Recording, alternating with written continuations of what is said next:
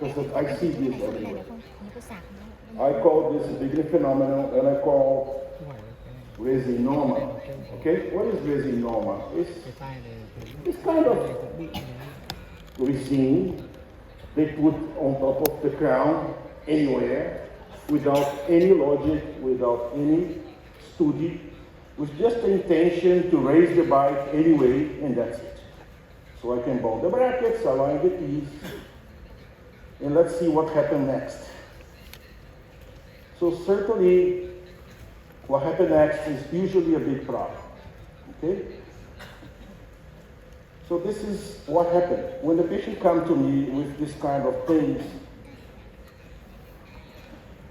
the patient usually comes to me with full of trouble, TMD, orofacial pain, sometimes locked joint, sometimes the professional doesn't know what to do as next. And many of those patients come after 3, 4, 5 years of practice. So if you have a case that you have more than 3 years under treatment, pay attention that you did something wrong. And what wrong you did in your fail in the diagnostic. Not in the technique, not in the process of changing the wire or moving or anything you want, mini screw, whatever. This is not the technique problem. The problem is always behind the good diagnostics.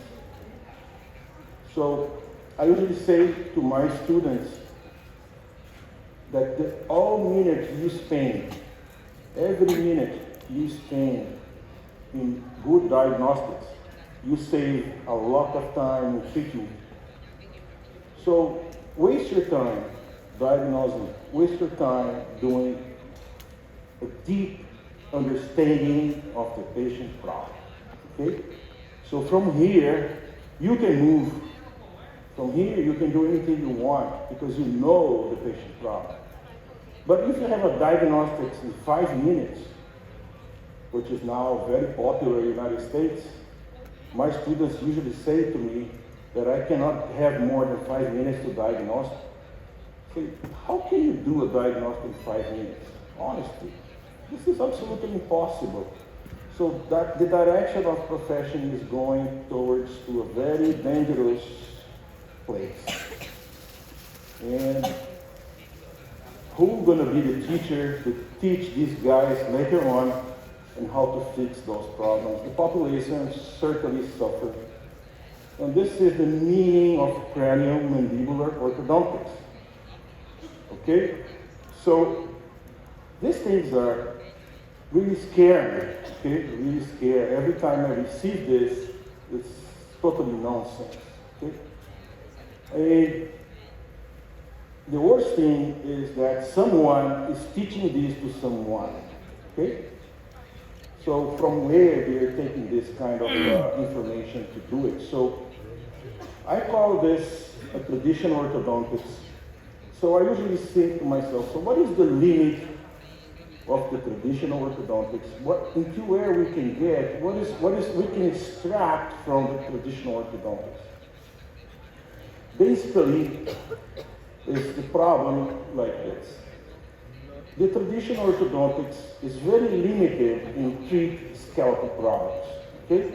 So if the patient has a skeletal problem, the patient will stay with the same skeletal problem. Basically, the orthodontist is able to do a very nice camouflage, but is not able to change the skeletal condition. It's very difficult, okay? Another thing is to understand and to treat T&D simultaneously, okay?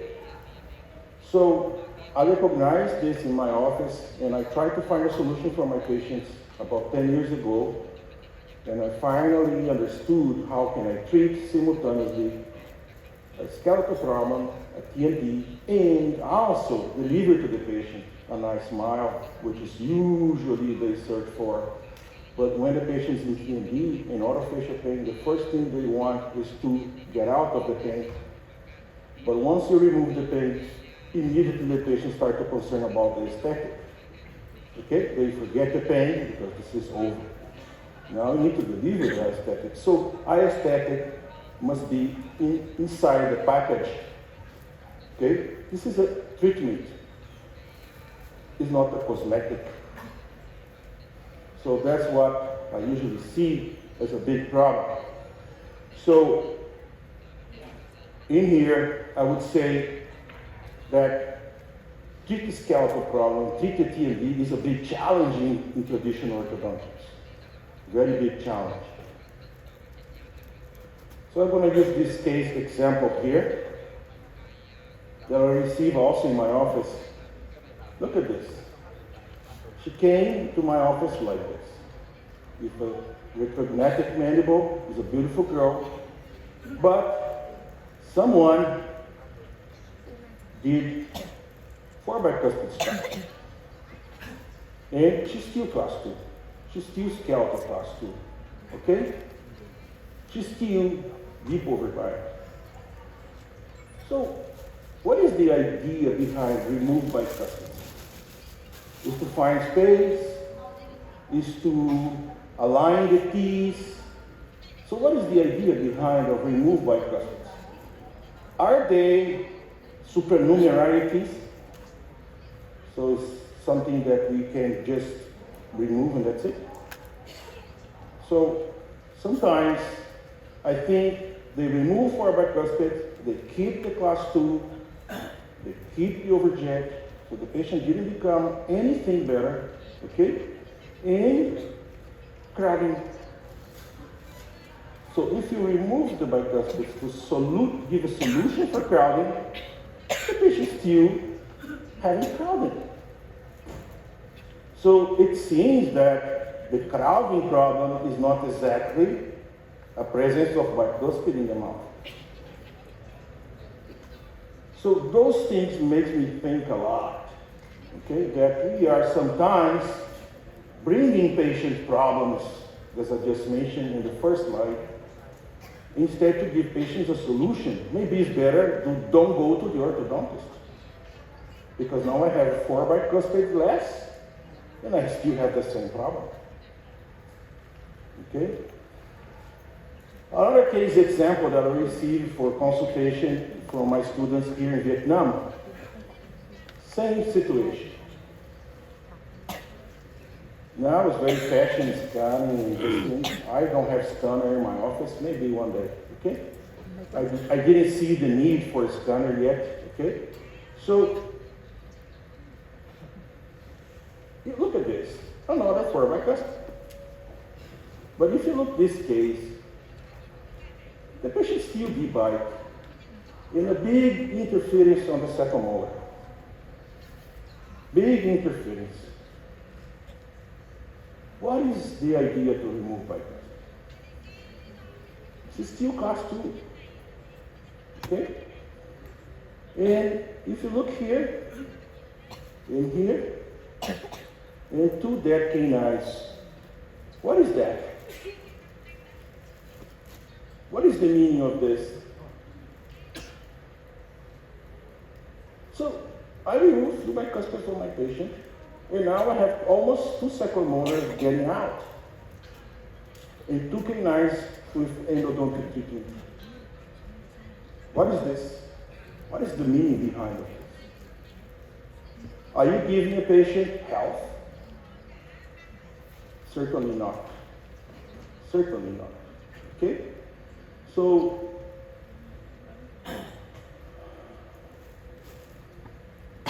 it's really difficult with the conventional style of orthodontics to give this kind of patient a solution. Okay? So, what we should do, in my opinion, this is what I'm doing in my office for more than 10 years, and I am progressing inside this because this is a very nice open field to keep progressing, which is what we call the craniomandibular orthodontics and occlusion medicine. Okay? From occlusion, we can treat absolutely everything. Okay? So this is a concept that I learned in Vienna, and I mix with my previous knowledge, of course, that I have from many other courses I took, and also, of course, from the experience I have in my office. So basically, what do you want to do with craniomandibular orthodontics? I want to understand the point zero of the mandible. How is the mandible inside the joint? I'm going to use the patient's inside anatomy of the joint to understand where is the most posterior position of the condyle dictated by ligaments, in where I don't have any compression to any structure, okay? It's different concept than centric relation, for example. There's nothing to do, okay? So from this position that we call reference position, this is where you have RP, from reference position, which is our position 0 of the mandible, I can go anywhere I want, because I know that position, the condyle is centered, but without compression, 0 compression, okay? I can end up my treatment in that position if I want. There's no problem. But for class 2s, mainly I need to move the mandible somewhere forward, okay? This way, I go from reference position to a therapeutic position, and I will certainly need to replace the mandible in a new position, okay? And that position, which I will design, must be a very comfortable position of the patient without any orofacial pain, if the pain comes from the mandible, okay? Muscle pain, I mean. And also, no compression in the joint, no click, no lockage, no nothing. The patient feels absolutely comfortable with the mandible in that specific position. Okay? Once I have that, I need to develop my new occlusal system to maintain the mandible in that position that I designed during my diagnosis. Okay? So basically, when I know where is the ideal mandible position, it's just a matter to put the piece together and stabilize that position. Okay? So I have very little chance to commit a mistake. I have very little chance to give a patient a problem during my mechanics. Then I will really check whether I need to remove bicuspids, whether I need to distalize, expand, rotate, intrude, anything. Because I know now that position of the mandible for that particular patient is very comfortable.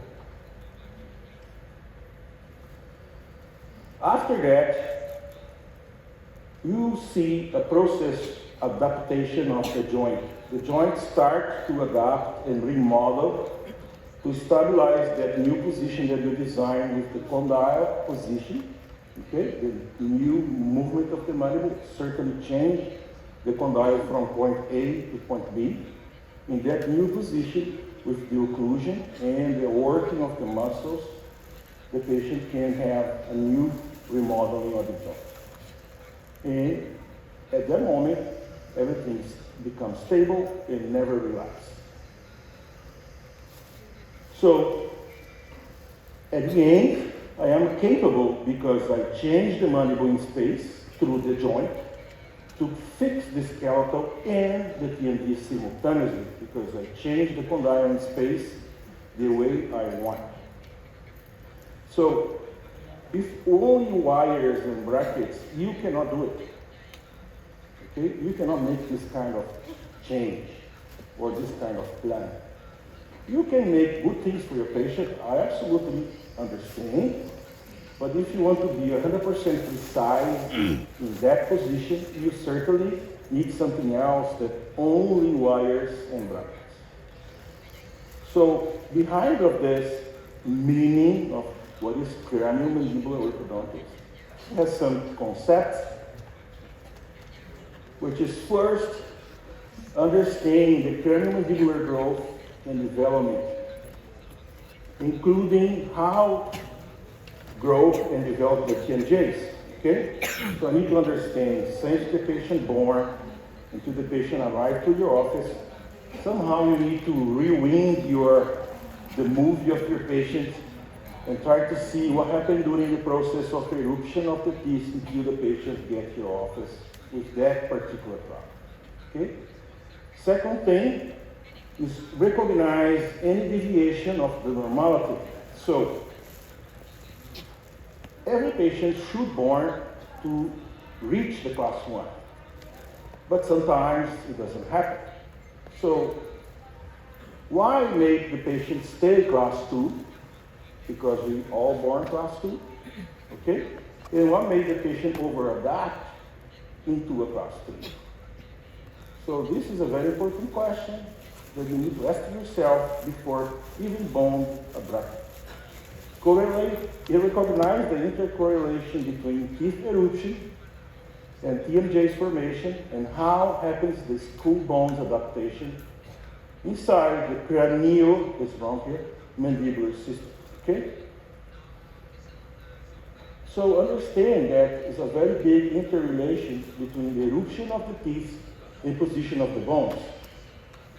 And during this process, all the skull bones adapt, including the joint, okay? And the joint, sometimes the people forget, the temporal means the temporal bone, okay? Mandibular means the mandible, so two bones separate, connected by ligaments, by muscles, okay? By capsula, and we have a disc in between. And this system connecting the skull through the temporal bone and the mandible on the condyle receive a very functional input during life. Orthodontics usually try to treat this patient as the mandible is a hinge, okay? A door hinge. This is a completely mistake. This is a big nonsense. It's completely not understanding how is the functionality of the joint, because this is not, the condyle is not screwed to the skull. Okay? It's very mobile. It's very capable to adapt. Okay? And the deep knowledge on occlusion. Why? Because once I finish and I locate the ideal mandible position, I need to create an occlusal environment to maintain that position of our patient. So it's go always through the occlusion, okay? So if your occlusion is not good, the mandible certainly will adapt into a new position. Sometimes good, sometimes bad. I just show you two cases where the mandible are very bad adapted, and what can cause to the periodontal, to the bones, and to the joints. So basically, what do we have? We have a skull, maxilla, which is inside the skull, and the mandible, okay? Now, what do we have here to analyze and to understand? First of all, I need to understand that we have a joint emanation, okay? And this emanation is carved or developed during the eruption process, because when we're born, we have no emanation, okay? So our emanation is flat, so the height of the emanation is being developed during the occlusal change process with eruption, since the deciduous dentition, and end up when the canines come into the game, which is about 12 years old. So when you have canines, now the joint is fully established, okay? So before 12, we have a lot to play with this. We can have a big chance to adapt the TMJ system the way we want. But once established, it creates an inclination in the joint that belongs to that particular patient. And for this inclination, which is a functional inclination, is not really physical, okay, is a functional inclination we call sagittal condylar inclination, SCI. And during the sagittal condylar inclination is the pathway where the mandible moves through the joint, okay? And this inclination is fully responsible for the movement of the jaw in all directions. Another important thing to understand that we have the posterior facial height, which is the distance between the skull to the corner of the mandible. This distance gives me the posterior vertical dimension. It's completely related to condyle compression or decompression, okay? It's totally connected to the vertical posterior dimension. Another important factor is based on the position of the joint in occlusion. We have a skeletal classification. The patient can be class 1, class 2, class 3, and this is all happening through the joint, okay? So the patient adapts the mandible according to the occlusal system. So the vertical anterior dimension, which is another vertical dimension that I can measure from exi to anterior nasal spine and exi to PM, gives me what we call lower facial height. And inside the lower facial height, we need to put the teeth. So imagine with me, if I have an environment which is the lower facial height is very, very short, how can I accommodate the teeth? It's very difficult to have the teeth position without protrusion because the environment is too small, okay?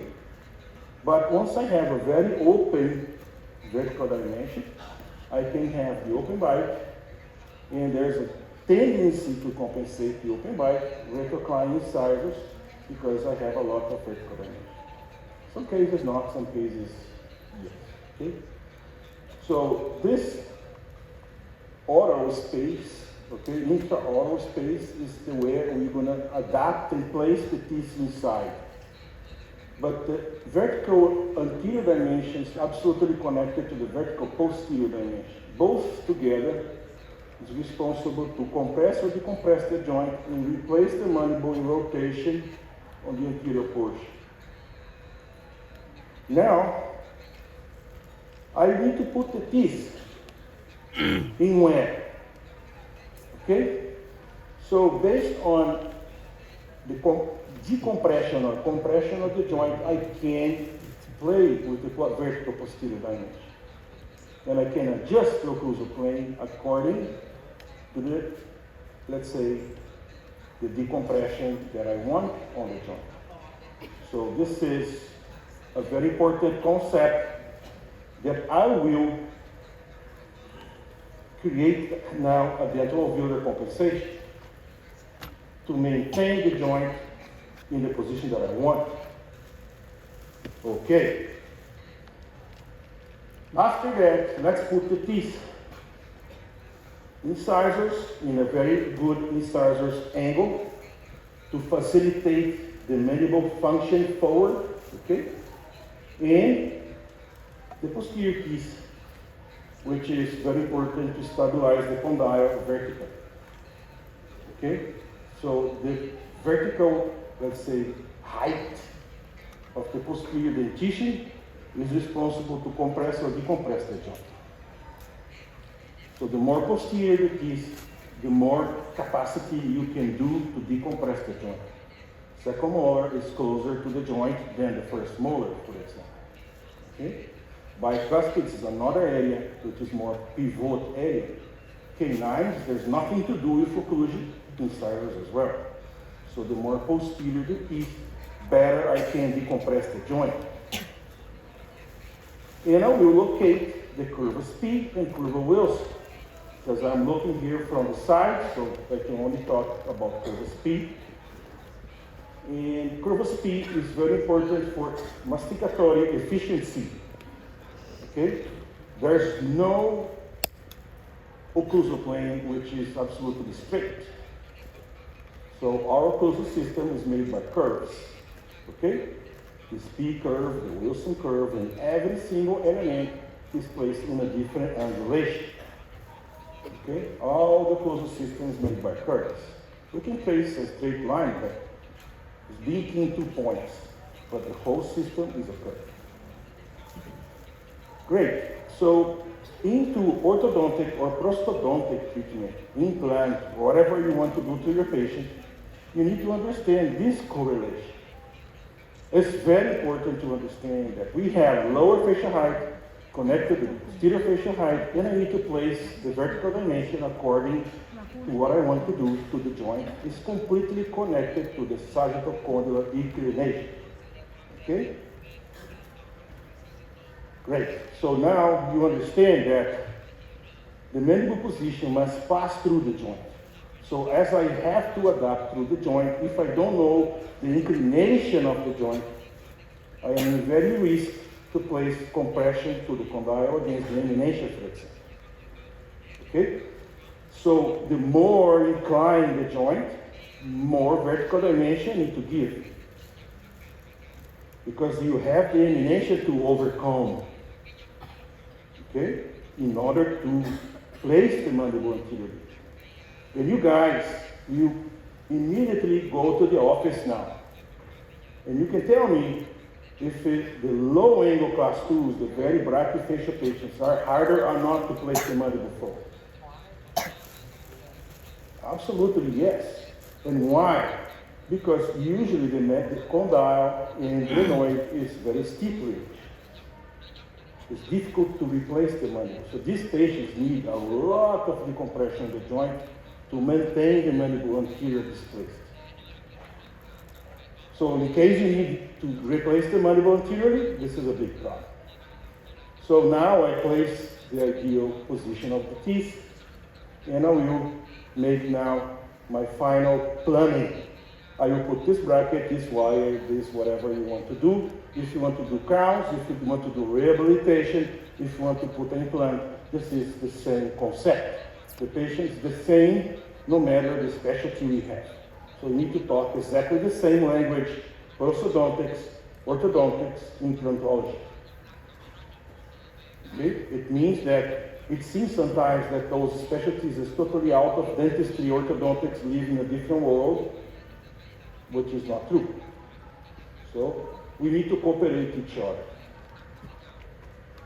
Great. So what should I use to make a good diagnosis? What should I do? What kind of material, what kind of instrument I have to have in hand in order to perform a great diagnosis?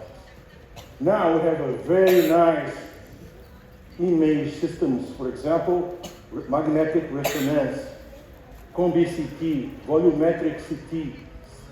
We have combine. We have many nice materials for image. But if you don't understand how to use this image, this is something nice, but how can I use this image to diagnose my patient?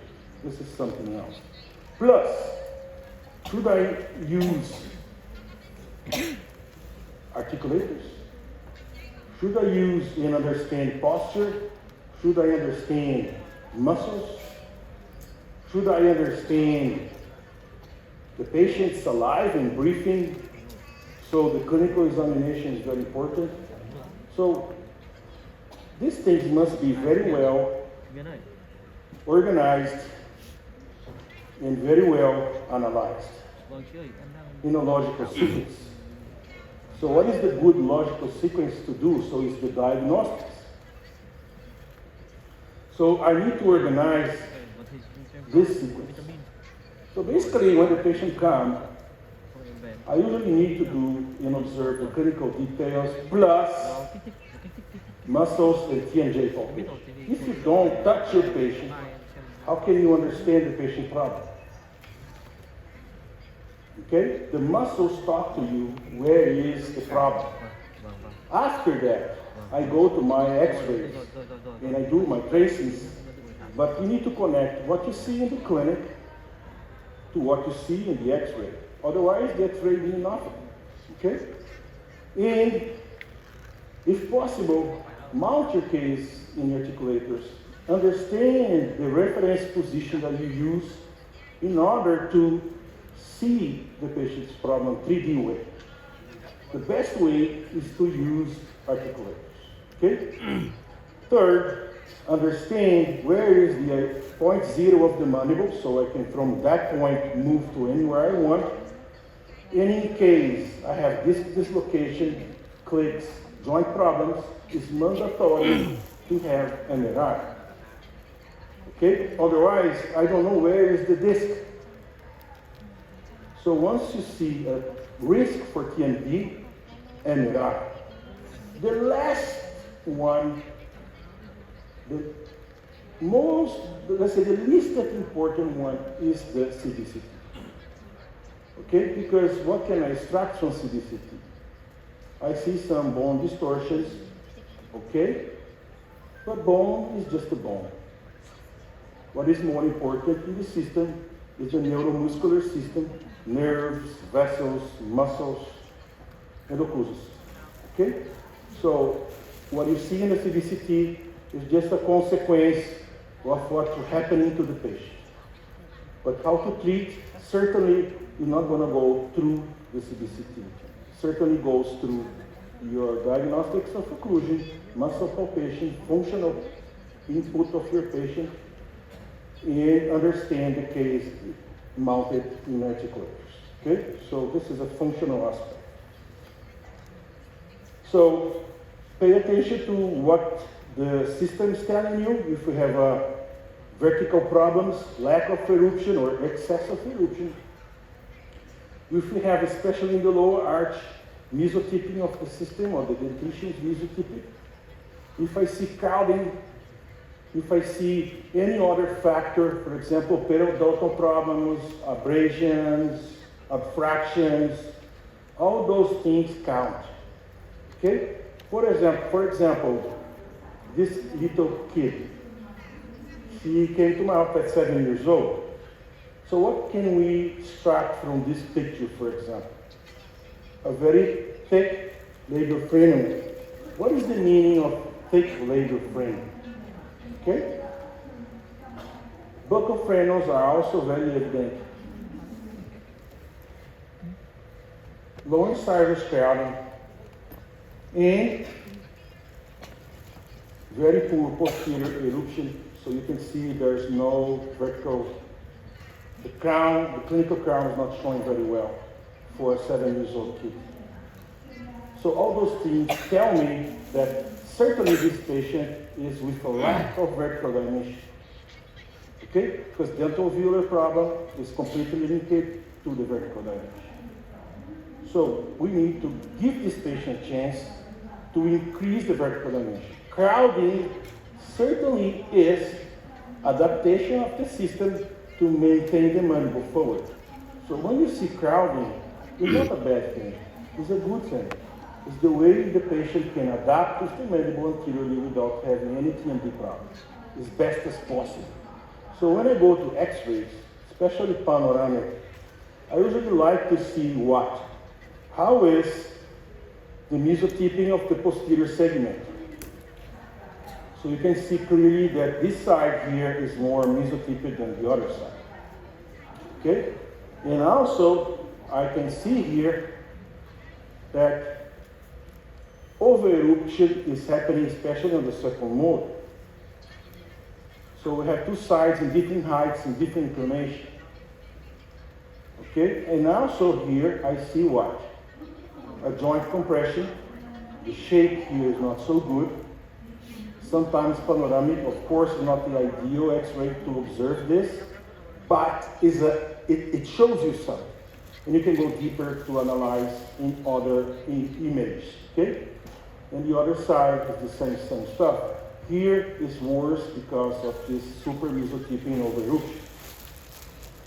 So when I see frontal pictures, what should I pay attention? I should pay attention to the deviation of the chin, okay? And you see that the same thing happened in the frontal X-ray. So correlate what you see in the frontal X-ray, what you see clinical, okay? Observe the spine inclination, the cervical spine inclination. So the patient is tilted. Okay? You can see both in the frontal picture and the X-ray. So this is something that the patient is really posturing. Check inclination of what? Check inclination of temporal bone. We have totally different temporal bones here, left and right side. Okay? You can see the reflection of this on the inclination of her ears. So one ear is more tipped, inclined outside than the other. And the ear follows the inclination of the temporal bone. So why she's so asymmetric? Because the occlusal system is in different heights, left and right side. Okay? So different height here and here. So we have occlusal plane canted in the frontal aspect, like this. Great. So lateral X-ray, overall talking, not really talking about tracing here. So I can check, sorry, I pressed the wrong button. I can check here the inclination of the posterior occlusal plane, okay, which is correlated to the panoramic. And you can see the amount of eruption that you have to the posterior segment. You can correlate to the mandibular plane. So all those factors shows you a lot and talk a lot about the vertical dimension, posterior vertical dimension. In here is like a summary of everything we talked, which is the posterior vertical dimension to the occlusal plane, the P curve, okay, inclination of the low incisor to the joint, and what we call the axis orbital plane, which is a little bit different than Frankfurt reference. So in blue, you see Frankfurt reference, and in green, what we call the axis orbital. And we need to correlate this to the anterior vertical dimension and the posterior vertical dimension. Great. Now we are ready to understand that these things can be a factor to be programmed in our treatment plan, but also inside the mouth we have many signals of overload. So all those factors are absolutely linked to overload of your occlusal system. For example, this kind of abstraction here or destruction is not normal, okay? It's not normal. There's something wrong with the occlusal system. Super shiny restorations, abrasions, or certain bone losses. This is all linked to interference on this occlusal system. These interferences happen in function. Never analyze the occlusal system as static. Okay? You need to analyze the occlusal system in function, working. Okay? For that, it's so easy to do if I use articulators, because they kind of reproduce to us and simulate to us what's going on to the craniomandibular system. Okay? With the articulator, I can simulate the position of the patient. I can simulate a new position, and I can create a therapeutic position before place any invasive treatment.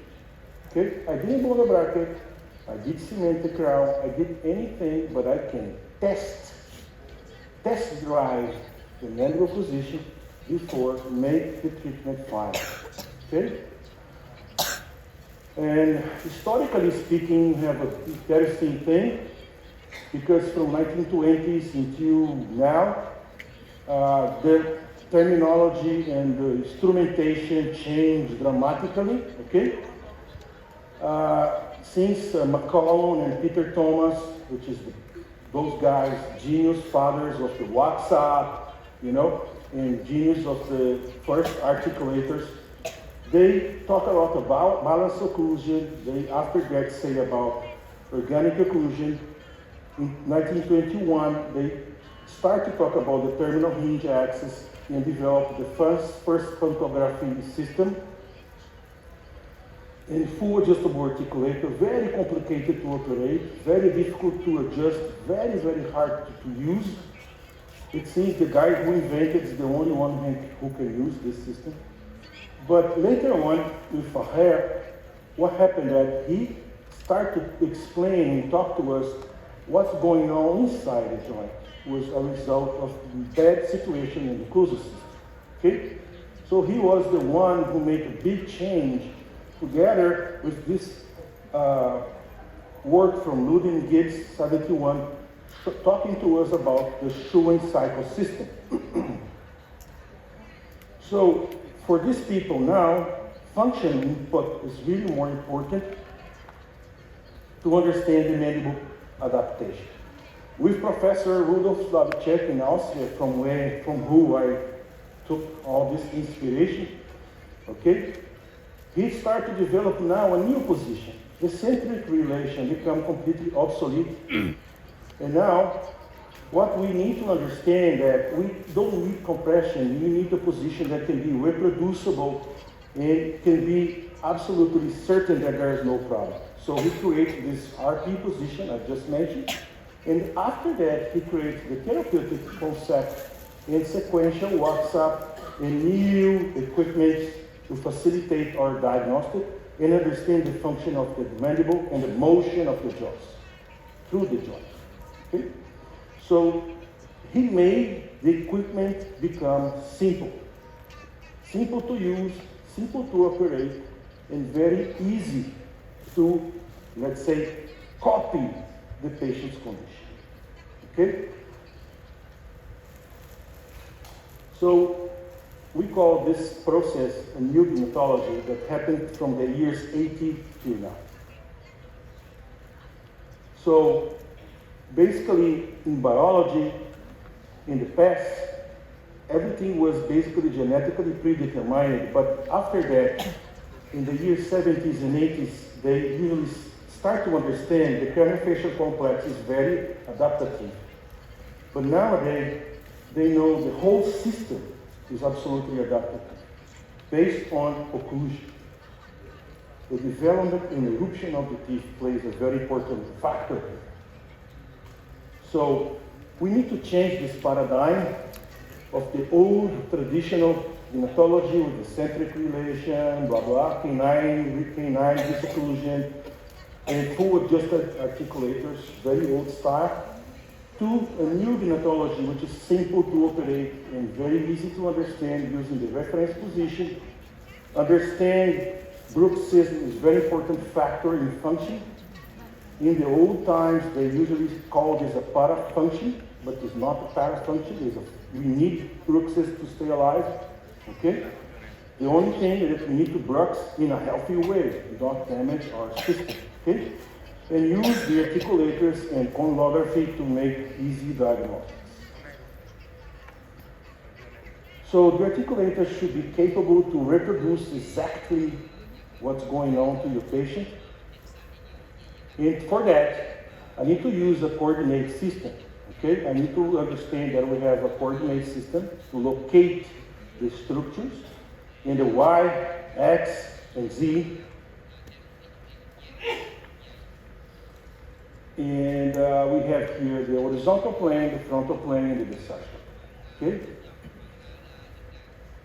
So I can use the same coordination to represent anatomy of the human body. And in our articulator, we have exactly this. We have the Y, the axis, and the Z.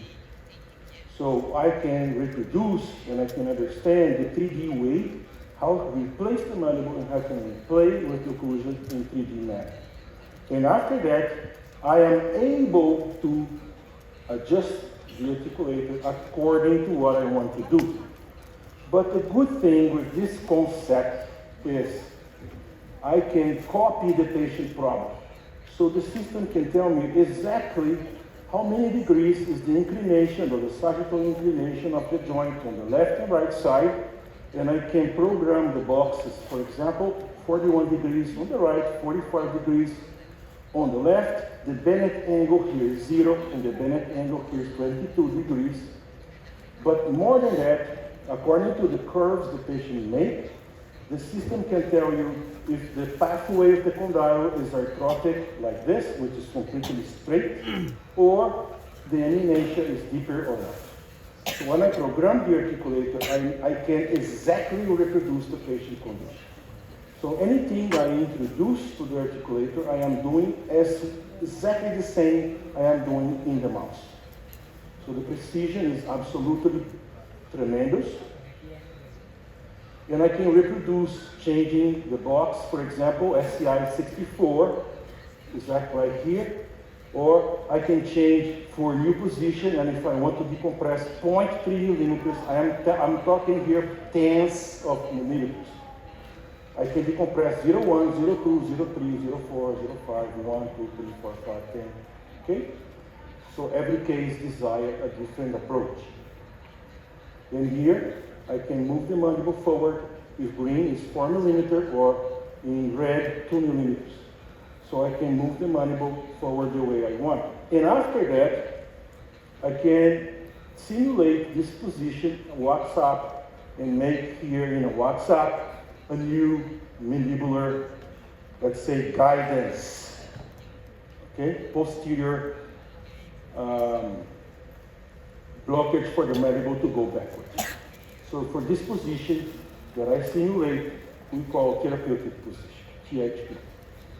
In this way, I can easily decompress a joint like this, for example, okay, which is very backward.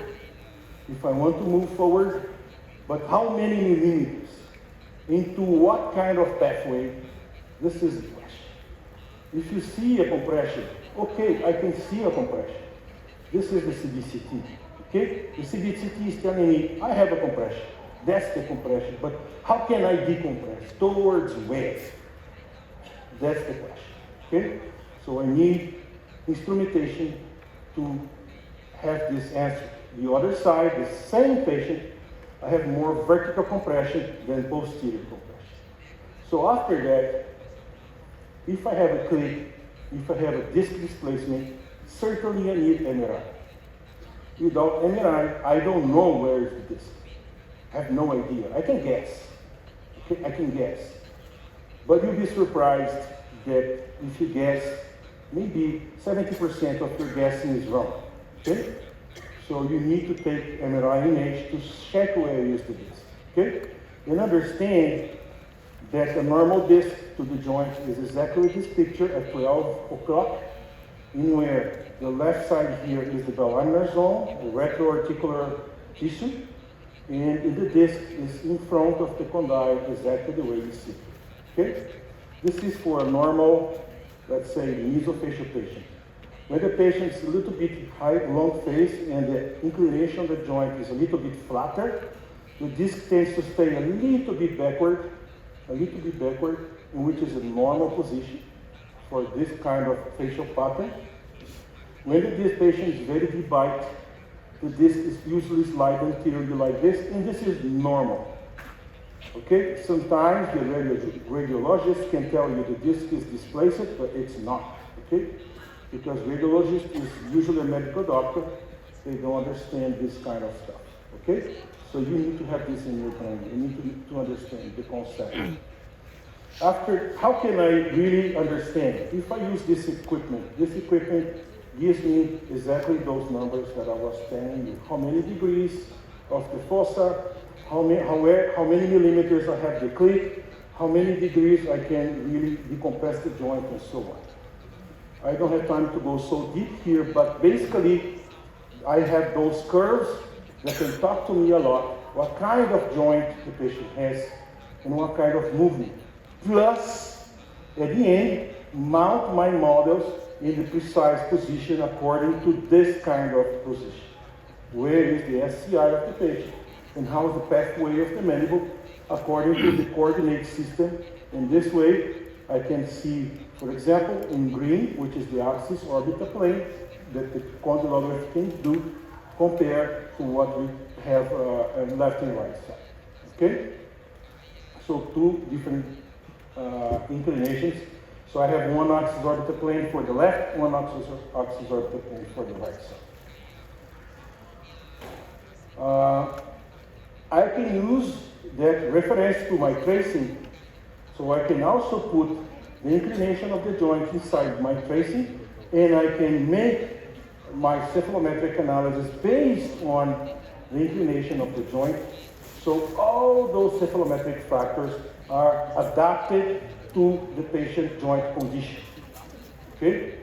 So after that, I am able to simulate a VTO position for the mandible according to the cephalometrics and the joint inclination. So now I have a super precision position to design my plan.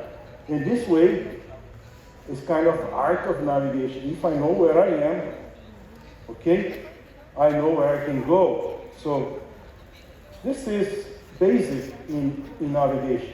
If I want to go somewhere, first thing that I need to know is where I am. Okay? If I want to go from this position that I am now here to Saigon, first thing that I should know is where I am. What is my coordinate system to tell me where I am? Now I can understand where is Saigon. But if I don't know where I am, I cannot go anywhere. My GPS becomes lost. Okay? So my coordinate system is failed completely. And Professor Videc was a very great sail guy. He has his own boat, so he always correlates this to the sailing. And if you know where you are, it's easy to define where you are going. So my diagnostics pass through therapeutic position, compensatory mechanism that I will create, and compensatory mechanism can be articular compensation, can be vertical compensation, or just a dental viewer compensation. Okay? Wonderful. I must know the mobility of the joints and understand the mandible is a unique bone. Everything you do on the right side certainly happens something on the left. It's impossible to move only the right side. Always the left side will also move. So you need to understand how this bone moves three-dimensionally on the left and right side. So it's really important to understand before you design your ideal occlusal system. If you will fix the patient problem with prosto, with ortho, implant, or everything together, doesn't matter. We are here to treat the patient, okay? No matter the patient problem. So this is a prostodontic approach for a kind of problem. Sometimes you need to do orthodontics and finish my treatment with prosto, okay? Otherwise the patient becomes very, very unstable. And understand the pathway of the mandible on top of the teeth, especially on top of molars, okay, which is our anterior protrusion movements and side movements. So upper and lower molars, you need to understand nicely occlusal system. Otherwise, you don't understand how the molars dictate the pattern of the movement of that neck. Okay, everything we do will later on pass through a structural adaptation on the joints. So this thing must be memorized very good way. So this way you can create your adaptive reaction, which is basically, first of all, response for the environment that you create inside the mouth. After that, the muscles will react, hopefully positive way. After that, the whole functional system dictates a new pattern, and at the end, the skeletal the bones will adapt. So the bone is the last one to adapt to any functional input that you create in the system. And this compensatory reaction can be vertical, dental-velar, and articular. So that's why I like to use what we call the to-go, the temporary overlay, to guide the mandible in the position. Okay, so temporary overlay, the guided orthodontics, we call it to-go. Because with the temporary prosto, I can place the mandible wherever I want and maintain the mandible there to the end of my treatment. Let's see this patient. Okay? I treat this patient with conventional orthodontics. traditional orthodontics. Like 20 years ago, to be honest with you. Okay, this is a big problem to be old in dentistry, with the same address and the same phone number, and the patients come back to you, okay? So I have a big follow-up with this patient. So she came to me with this crossbite, mandible shift. So I don't want to describe because you guys know this work better than me, okay? So narrow arches, molar rotation, crowding, blah, blah. Panoramic, there's no big deal, a little bit different left and right. But honestly, at that time, I didn't pay attention. Frontal X-ray, very little asymmetry. And from the lateral X-ray, no big deal, just a little deep bite with some interference here on incisors. When I traced her, I recognized that her lower facial height is a little bit shorter, a little bit convex, 4 millimeters. So the patient tends to be meso to brachy. And I started to quadrilates. This is a long time ago. I was just observing the narrowing of the maxilla, okay? So I expand and rotate the molars. This is after I expanded and rotate. I think I did a good job here, so it's nice. After I remove the quadrilates, and you can see that it's still a little shift, deep bite, but at that time I didn't pay attention to these details. But you can see here a very, very deep bite canine. Okay, in this side you don't have that deep bite canine, same as left. So that's why the mandible is shifting to the left. Okay, if I had adjusted that canine, I would be really much better for her. But I didn't because I didn't see those things at that time. Okay, and now I wait for the teeth. It was typical, so I did phase 1. Now I go phase 2, okay? So the mandible itself adjusts because she ground out the canine herself. It was not me, okay? And, okay, let's put some brackets. This is her face at the moment, really much better. She is very, very happy lady. Nice smile. I would have some audio in these slides. Okay. Panoramic, I can see everything's doing good. There's no big things here to mention. Front X-ray, everything is okay. Septum is very aligned. The nasal cavity floor, very okay. So there's no signal here of asymmetry. She's doing good. Before, after. And now, after I finish her bracket phase, I finish the case like this. Okay? This is 2013. I think I did good. Do you like this? Is it okay? If you guys finish like this in your office, good? Me, I think so. I finished nice. Everything here is okay. Wonderful. So now, this is 2017. Okay? The patient come to my office very often and I follow up. Here, she was good. There was no really a big thing. The only thing that I noticed that she's missing 1/3 molar here. She doesn't have, absent, okay? And there's no really big bad things here. She's really good. She kept a very nice pattern. Incisors inclination are very good. The vertical dimension nice. Everything looks so nice. Tracing, she's still a little short, but the convexity really reduced over time. So now it's 0. Her face is really beautiful. For me, at least to my eyes, she's a very beautiful girl. Okay, and her smile, absolutely gorgeous. I have no problem. Okay, this is 2017, which is 4 years after. But now she came to my office again in 2021, about 8 years after. Okay, and her smile is still very beautiful. Okay, in terms of occlusion, I see no change. Absolutely stable. Absolutely stable. No problem. Okay? Panoramic, I see no big problems.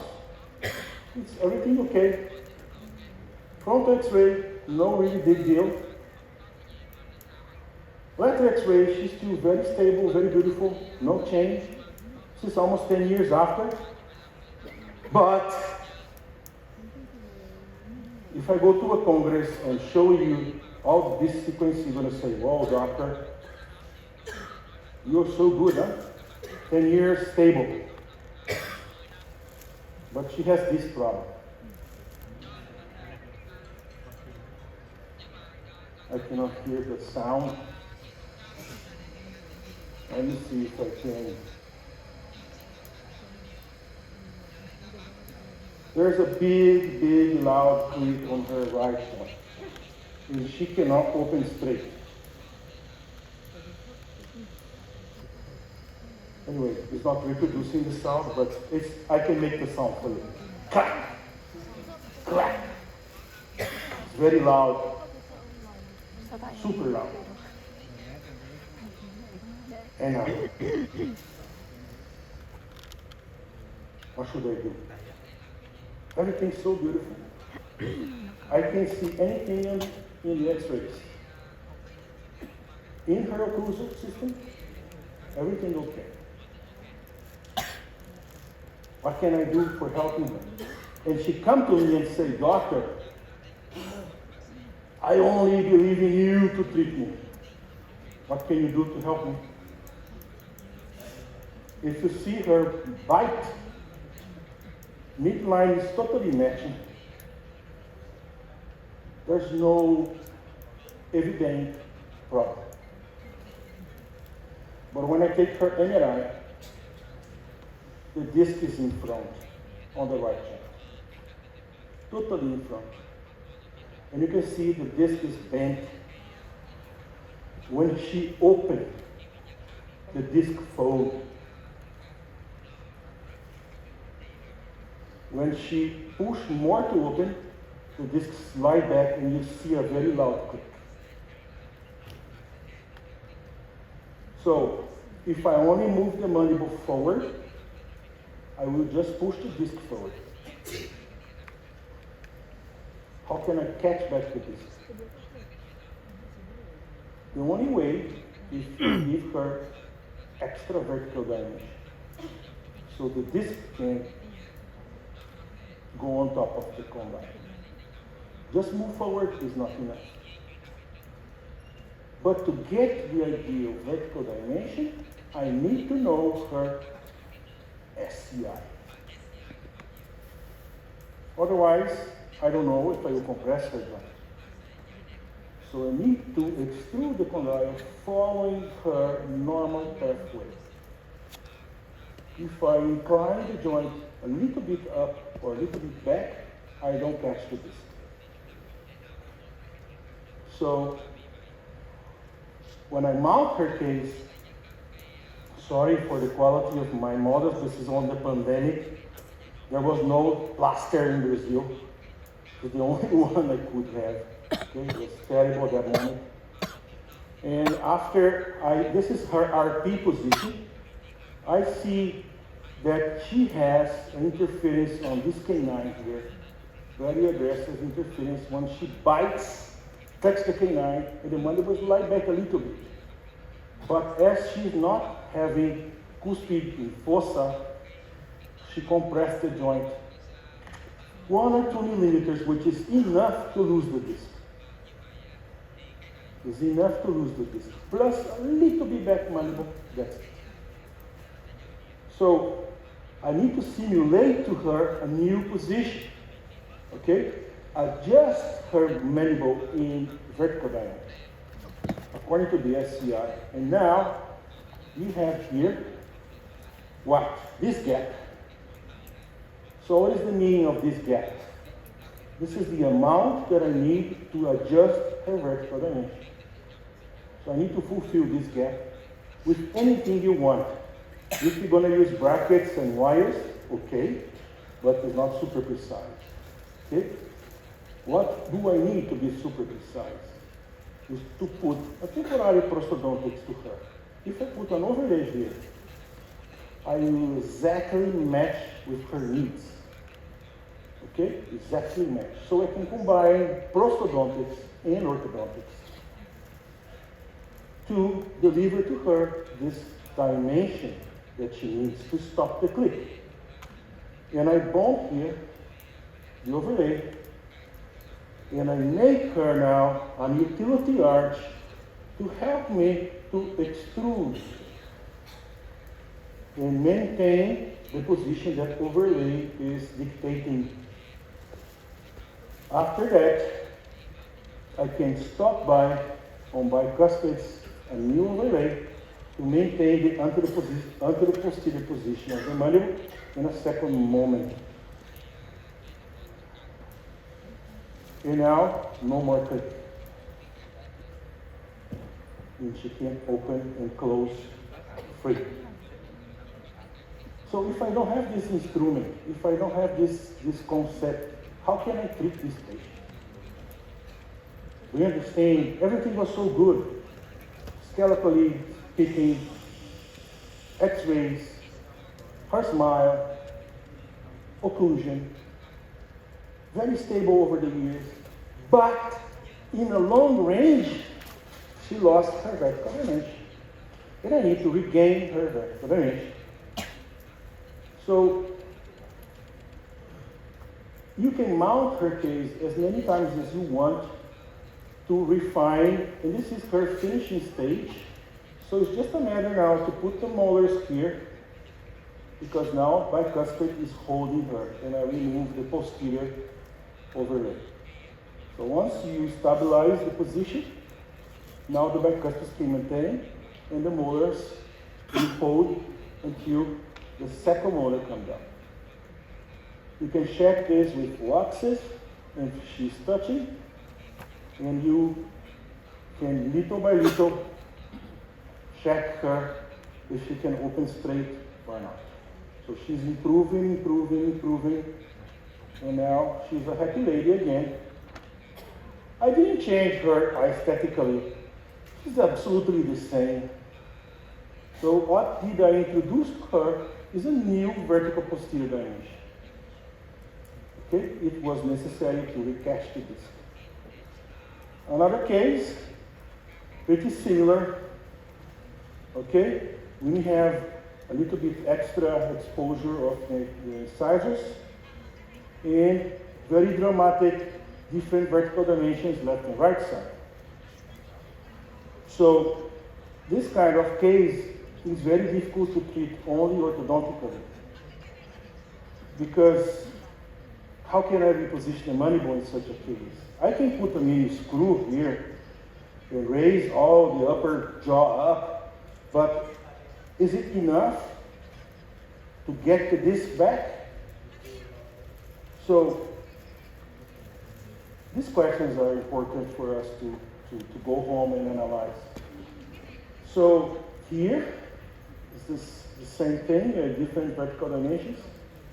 You can see her deviation, not so aggressive, but a deep right. So the facial axis pretty okay, but she's convex. Lower facial height is short. So I need the overlays. So once I put the overlays, it's not a resinoma, okay? It's an overlay calculated exactly to protect her joints. It's not a piece of composite anyway, okay? So after that, we can align, and I can run my multi-loop wires. This is made by the metal, but it can be Eutyloy, doesn't matter. And I can refine her situation and check if I'm doing good. Check the overall. And from inside, which is the aspect that we should analyze occlusion. Okay? Occlusion must be observed from inside, not from outside. Outside means absolutely nothing. Okay? Occlusion is cuspid fossa. I can only see cuspid fossa from inside. This is why I usually need to mount, otherwise I cannot see this relation. And here, I build up a new overlay for her, reconstruct her vertical dimension a second time. And now, she was adapting when I place. This is the day I place. And after that, I made my wires to extrude the posterior dentition. I stopped the mandible with the anterior bicuspid overlay. And after I put the molars in position, the molars are coming here, I can remove her brackets and finish like this. So after that, I can check her before, after. So the planes are very parallel, very good. And I fix her vertical dimension very close to 46, reduce the convexity into 2, okay? So I achieve my goals in my treatment. And more than that, this is a follow-up of her. Now, about, if I'm not wrong, 2 years after. This is the sequence of mandibular repositioning in her face with much better smile, but more than everything is her health, joint, and health system, okay? This, her mandible certainly forward, if you can see before. This is a colleague, he's a dentist, my student in Brazil. He came to my courses and he said, I would ask, who here has a TND? He was the first one. He came to me and he said, oh Nelson, I have a very big problem on my joint and I need someone to help me. And this is his smile. You can see the midline very off, okay? And you can look here, many bad signals of overload. So when you get patients a little bit aged, okay, you see more problems. Obstructions, fractures, overlays, okay, veneers, root canal, implant, okay? This is normal.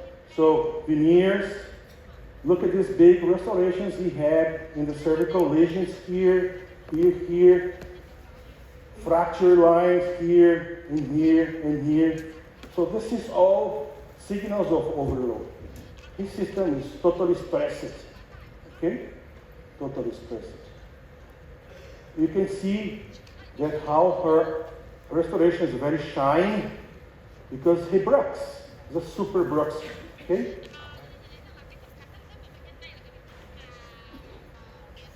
When I make his muscle palpation, I recognize that temporalis are very painful. Medial temporalis are sensitive more on his left side. Deep masseter sensitive, both sides. Left medial pterygoidal, very painful. Mylohyoidal, very painful. Digastric, very painful. And his joint on the right side, very sensitive in the left as well. What does this mean? That the system is totally collapsed. Okay? We need to find a new position for the mandible where calm down the muscles and relieve his pain. Okay? So now, his frontal X-ray, and you can see his planes are totally asymmetric, and you can see many adaptations of the system here. Inclination of incisor, the change to the side. You can see the septal and nasal cavity tipping. Vertical dimension left and right, totally different. And this condyle is medially displaced, shocking against the internal portion of the joint, causing here a trauma.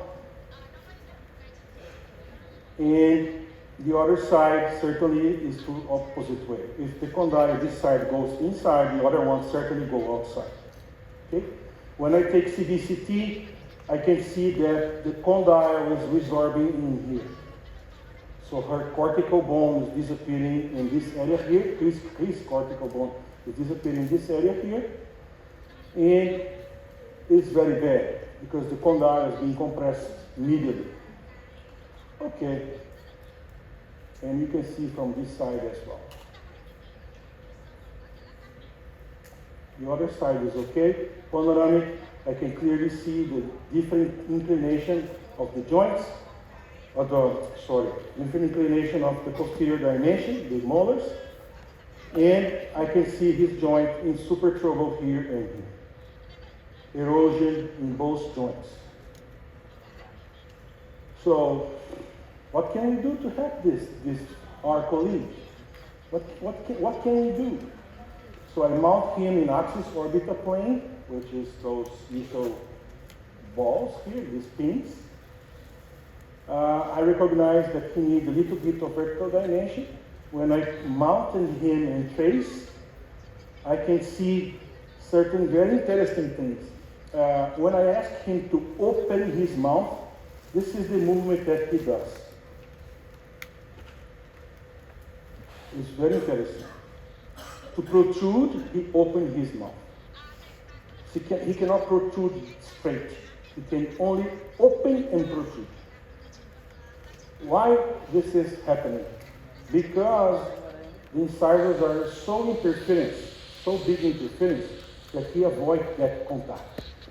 So it's an unconscious movement.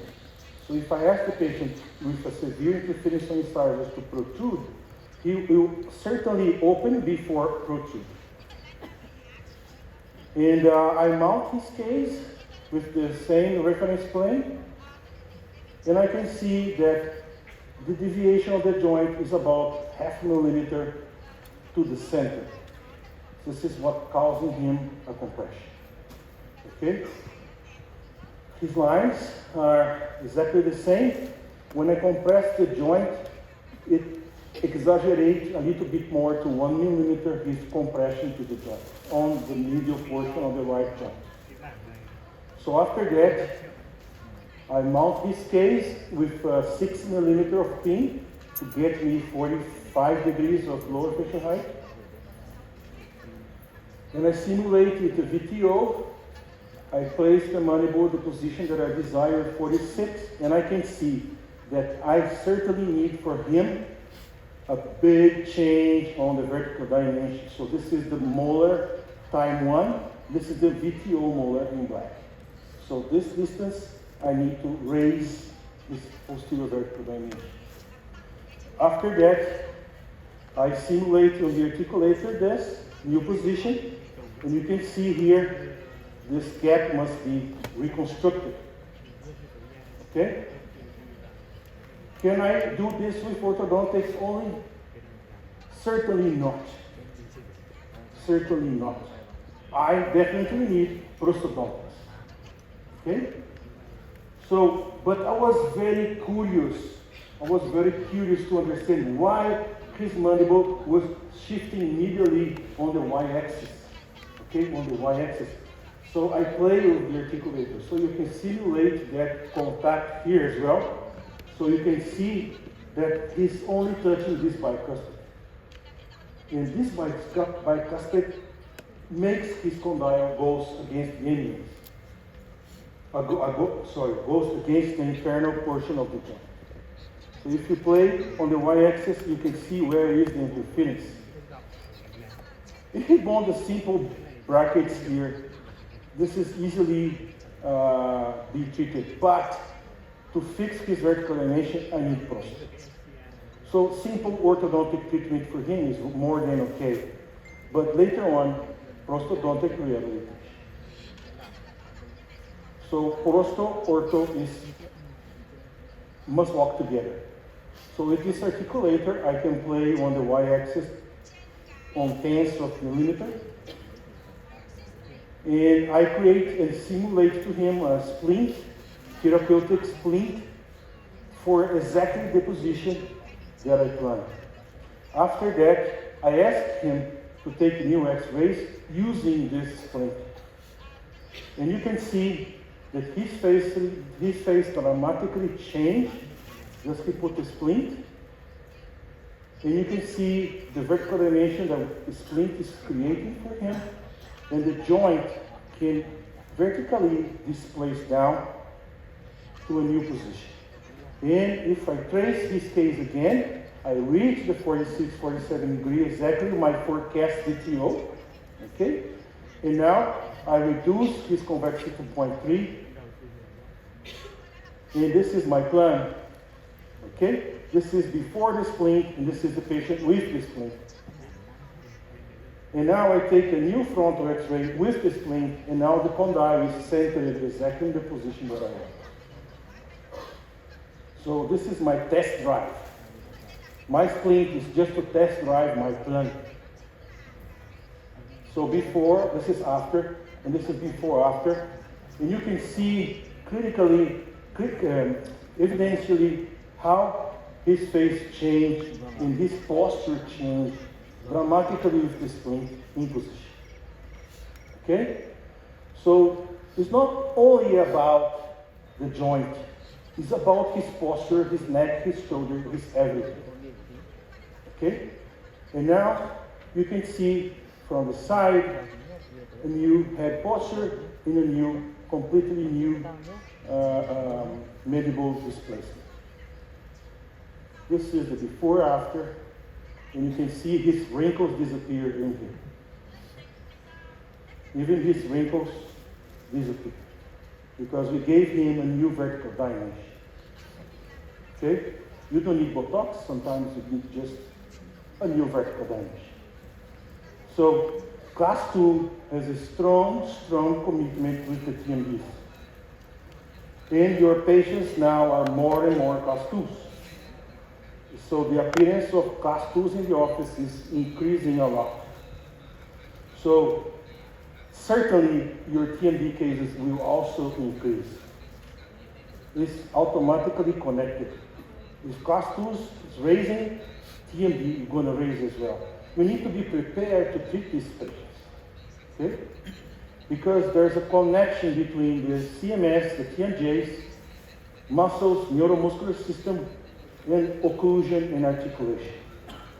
So this is completely connected. We cannot do anything. So when I created to go, was to do exactly what the splint did for this previous patient, but fixed. Okay, fixed.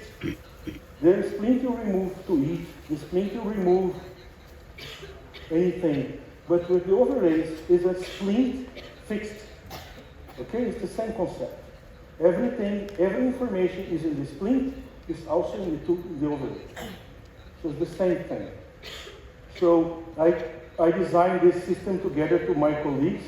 Dr. Ovando, he will be with us in November here in Hanoi to my to-go courses. I will start to teach to-go for Hanoi students because I love Hanoi, okay? And I will start here first, and I will bring Dr. Ovando and Miguel and Alejandra in the future, certainly, because he's prosthodontist. So I want to combine prosto-ortho and Miguel and Alejandra